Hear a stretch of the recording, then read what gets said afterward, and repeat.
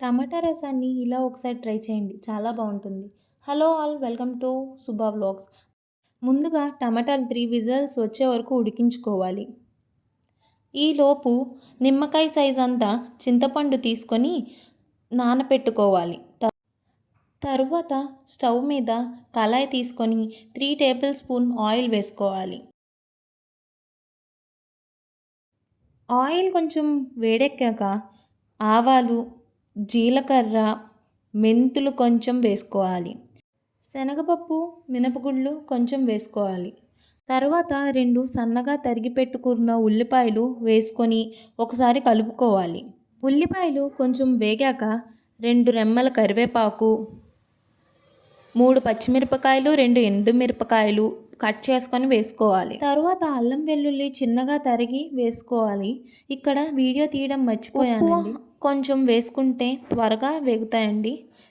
ఉడకబెట్టుకొని ఉంచుకున్న టమాటాలు చల్లార్చుకొని మిక్సీ జార్లోకి వేసుకొని పేస్ట్ చేసుకోవాలి. ఆ టమాటా పేస్ట్ని పోపు వేగిపోయాక అందులో వేసుకోవాలండి. తర్వాత మనం ముందుగా నానబెట్టుకొని ఉంచుకున్న చింతపండుని రసం తీసుకొని అందులోకి వేసుకోవాలండి.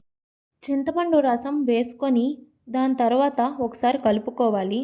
ఇందులో 2 టీ స్పూన్ల ఉప్పు, పావు స్పూన్ పసుపు, 1 టీ స్పూన్ కారం వేసుకోవాలి. ఇది మీరు అడ్జస్ట్ చేసుకొని రుచికి తగ్గట్టు వేసుకోండి.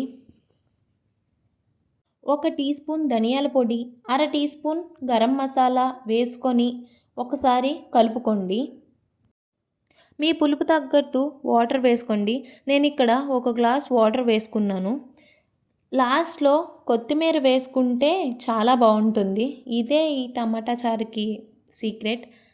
కొంచెం ఉడిగాక స్టవ్ ఆఫ్ చేసుకుంటే అంతే అండి, రెడీ. సింపుల్గా ఉంది కదా, ట్రై చేసి కామెంట్ బాక్స్లో పింక్ చేయండి మర్చిపోవద్దు. Thank you for watching. Please like, share and subscribe.